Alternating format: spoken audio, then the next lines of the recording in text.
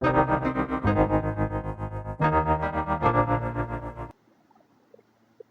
अब आ जाते हैं एक्सरसाइज 1.1 के क्वेश्चन 1 के पार्ट थर्ड पे आ जाते हैं। ठीक है, तो इक्वेशन आपको दी है x² + 3x - 10 = 0।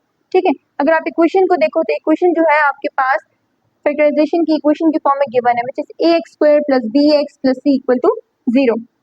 यानी फर्स्ट वेरिएबल की पावर जो है वो स्क्वायर होनी चाहिए, सेकंड वेरिएबल यानी जो x है उसकी पावर क्या होनी चाहिए 1, एंड थर्ड वैल्यू c यानी कांस्टेंट होनी चाहिए आपके पास। तो चेक करें ये इक्वेशन ऐसी है या फिर नहीं है।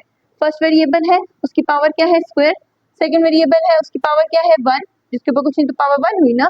थर्ड वेरिएबल नहीं सॉरी, तो थर्ड वैल्यू आपके पास वो कांस्टेंट है, और ये साथ ये a b होते हैं, ये कोफिशिएंट्स कहलाते हैं। मैं आपको इंट्रोडक्टरी वीडियो में बता चुकी हूँ। ठीक है, तो यहाँ के कोफिशिएंट्स क्या है 1 और 3। ठीक है, अब इक्वेशन तो वैसी फॉर्म में है तो चेक कर लो कुछ कॉमन है कि नहीं है। इस इक्वेशन में कुछ भी कॉमन नहीं है, क्यों? क्योंकि देखिए फर्स्ट के साथ वैल्यू क्या है 1, सेकंड वेरिएबल के साथ वैल्यू क्या है 3, एंड थर्ड वैल्यू क्या है 10। तो 1 3 10 1 के अलावा किसी और टेबल में नहीं आती, मतलब इसमें कुछ भी कॉमन नहीं है। ठीक है, अब आ जाते हैं थर्ड रूल यानी मिड टर्म ब्रेकिंग का रूल। हमारे पास जो है मिड टर्म ब्रेकिंग में हमारे पास नाम से पता चलता है कि हमने मिड टर्म को क्या करना है, ब्रेक करना है। यस, अब मैंने आपको सिखाया था कि मिड टर्म को ब्रेक कैसे किया जाता है, यहाँ पे थोड़ा डिटेल में बता देती हूँ आपको मैं। देखिए हम सिंपली क्या करते हैं कि आपने लेना है यहाँ पे, एक सेकेंड, यहाँ कुछ नहीं तो क्या है 1 है कोफिशिएंट। ठीक है, यहाँ आपके पास वैल्यू क्या 10, तो 1 और 10 को मल्टीप्लाई करें क्या आता है 1 10 जा 10। आप यहाँ जो दो नंबर लेंगे ना उनको भी मल्टीप्लाई करने से क्या आना चाहिए 10। 3 को आपने ऐसे ढूंढने की 3 तो मैंने आपको बताया था ना बहुत सारे नंबरों में टूटता है, 1 + 1 + 1, 3 टाइम्स 1 को प्लस करो तो आपके पास 3 आता है, 1 + 2 3, 2 + 1 3, 4 - 1 3। ठीक है, 5 - 2 3। तो अब ये तो बहुत सारे नंबर, जब हमें कैसे पता कि 3 में हमने कौन से नंबर लेने हैं, तो हम कैसे डिसाइड करेंगे। मैंने आपको कहा पहले सबसे पहला रूल क्या है कि आप पहला और लास्ट नंबर को मल्टीप्लाई करें, देखिए क्या आता है 10। अब चेक करें कि 10 जो है वो किस किस टेबल में आ रहा है, तो देखें एक तो 1 की टेबल में आ रहा है 1 10 सा 10। ठीक है, उसके बाद 2 5 सा 10, फिर उसके बाद क्या आता है 10 किस टेबल में आता है, और तो किसी टेबल में आता है ना, 5 2 सा 10 होता है, और 10 1 सा 10 होता है। इसके अलावा तो 10 किसी टेबल में नहीं आता ना।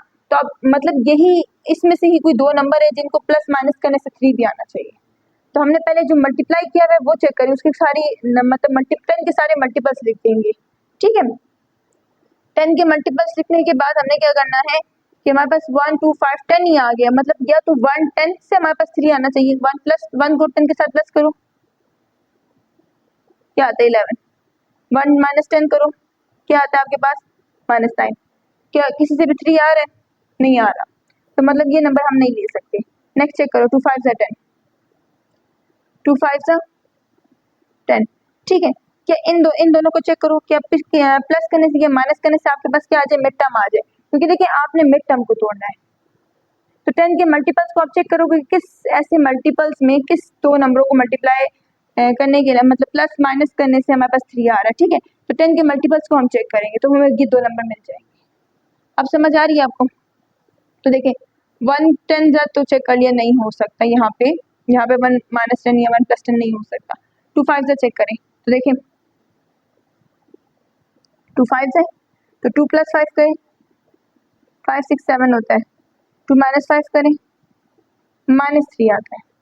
राइट, मैंने आपसे कहा था ना, देखिए अब यहाँ साइन का इशू आ रहा है, 5 - 2 तो 3 होगा, लेकिन 2 - 5 -3 होगा। इस वजह से मैंने आपसे कहा था हमेशा बड़ा नंबर पहले लिखा करें।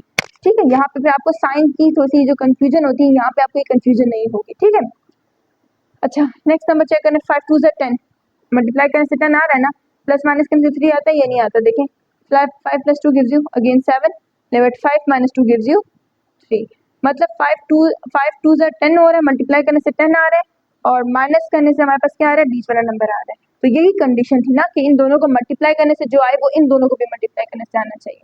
ठीक है, तो देखिए 5 2 10, 5 2 10, इन दोनों को मल्टीप्लाई करने से यही आ रहा है ना, जो इन दोनों को मल्टीप्लाई करने से आ रहा है।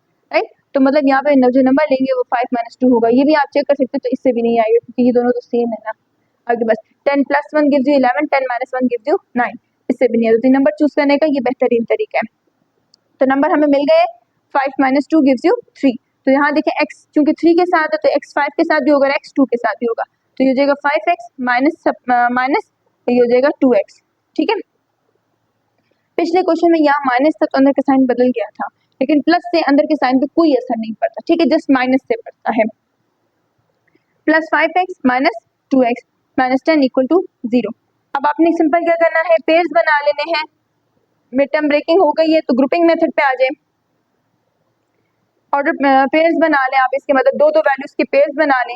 यहाँ पे देखिए क्या कॉमन है आपके पास, इसमें x स्क्वायर है, इधर x है, तो आपने क्या कॉमन निकालना है, आपने x कॉमन निकालना है। अंदर आपके पास क्या रह गया, एक x बाहर गया तो अंदर आपके पास एक x रह गया, प्लस यहाँ पे आपके पास x बाहर गया तो अंदर क्या रह गया 5, माइनस वैसे माइनस 2 कॉमन क्यों निकाला है, देखिए मुझे यहाँ पे चाहिए x प्लस 5 की ब्रैकेट, जारी बात है यहाँ से कुछ कॉमन निकालूंगी तो अंदर क्या आना चाहिए, सेम ब्रैकेट आनी चाहिए ना, हमारे पास ये फैक्टराइजेशन का रूल है ना कि ब्रैकेट सेम होनी चाहिए। तो देखिए मैं यहाँ से ऐसा क्या कॉमन निकालूं कि मेरे पास अंदर x प्लस 5 आ जाए, तो देखिए x मुझे चाहिए था, तो मतलब मुझे 2 यहाँ से हटाना है, तो देखिए 2 और 10 एक टेबल में आ रहे हैं तो मतलब 2 कॉमन निकल सकता है। ठीक है, तो यहाँ से मुझे अंदर 2 तो चल निकाल लिया मैंने, 2 का कॉमन निकाल लिया, तो यहाँ क्या रह गया x रह गया। ठीक है, लेकिन मुझे माइनस नहीं मुझे प्लस चाहिए, तो मैं माइनस कॉमन निकालूंगी तो अंदर का साइन बदल जाएगा ना। ठीक है, मैंने माइनस 2 कॉमन निकाल लिया, यहाँ पे क्या रह गया x, माइनस कॉमन निकालने से अंदर का साइन प्लस हो गया और ये 2 5 10। ठीक है, ये दोनों 2 के टेबल में आ रहे थे इसलिए मैंने 2 बाय लिख दिया।